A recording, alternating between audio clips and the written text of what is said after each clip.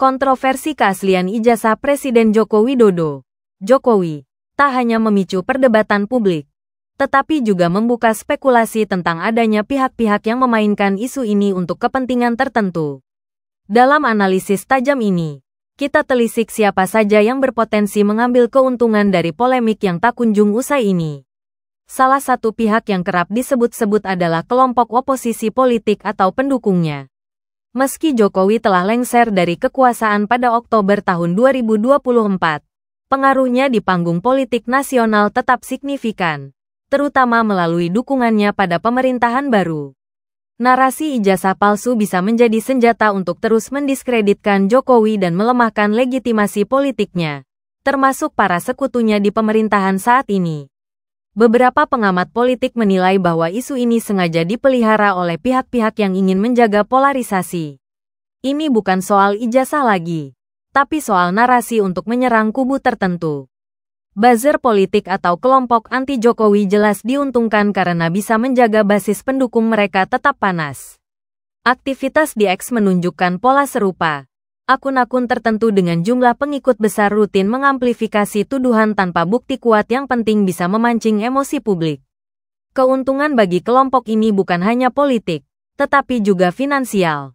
Dalam ekosistem media sosial, kontroversi berarti traffic, engagement, dan potensi pendanaan dari pihak yang berkepentingan. Tak heran jika narasi ini terus digoreng meski UGM sudah memberikan klarifikasi. Di sisi lain, Universitas Gadjah Mada, UGM, sebagai institusi yang mengeluarkan ijazah Jokowi juga tak luput dari sorotan. Ada dugaan bahwa UGM sengaja mempertahankan narasi ijazah asli untuk melindungi reputasinya sebagai kampus ternama. Jika terbukti ada kejanggalan dalam proses akademik Jokowi, meski kecil kemungkinannya, dampaknya bisa fatal bagi kredibilitas UGM, termasuk kepercayaan publik terhadap lulusan lainnya. Namun, UGM juga bisa diuntungkan secara tidak langsung. Dengan terus menjadi pusat perhatian, UGM memperkuat posisinya sebagai institusi yang relevan dalam wacana nasional.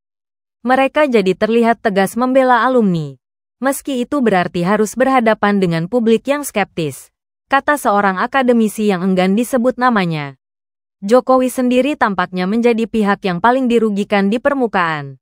Tuduhan ini mencoreng legasinya sebagai presiden 2 periode yang dikenal merakyat. Namun, ada pandangan lain.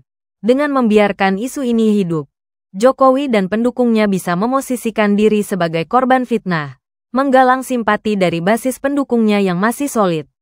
Ini juga bisa menjadi alat untuk mengalihkan perhatian publik dari isu-isu lain yang lebih substansial, seperti kinerja pemerintahan pasca kepemimpinannya. Pihak yang paling jelas dirugikan namun tak punya kuasa besar adalah masyarakat awam. Ketidakjelasan informasi membuat publik terpecah. Ada yang percaya UGM, ada pula yang terjebak dalam teori konspirasi.